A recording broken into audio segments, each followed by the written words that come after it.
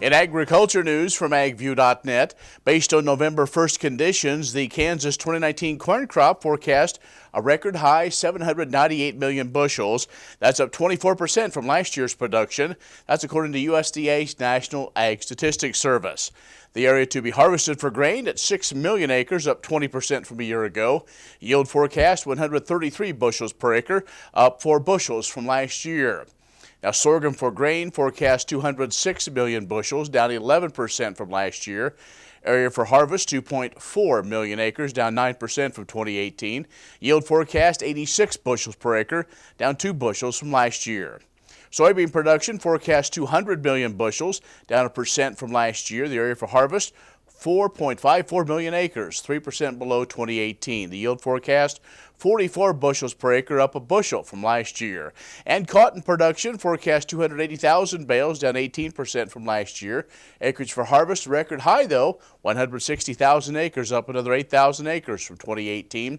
Yield forecast 840 pounds an acre, down some 237 pounds per acre from a year ago. Dean Foods, a 94-year-old milk producer, has filed for bankruptcy. They're the largest milk producer in the country, and they're struggling as Americans are no longer drinking as much milk from cows. This year has been especially difficult as company sales dropped 7% in the first half of this year, profits falling by 14%. With that, Dean Foods stock has lost 80% of its value so far. The company manufactures some of the more recognized milk and dairy products in the country, including Land O'Lakes and Organic Valley. The company is blaming its struggles on declining consumption in white milk. Company debt has made it difficult for Dean Foods to fund all of its worker pensions as well.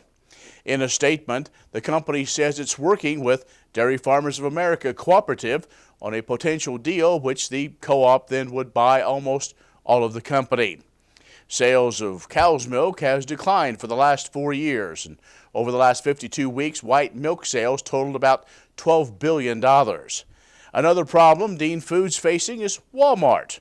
Once one of Dean Foods' biggest customers, Walmart dropped them last year after building its own dairy plant.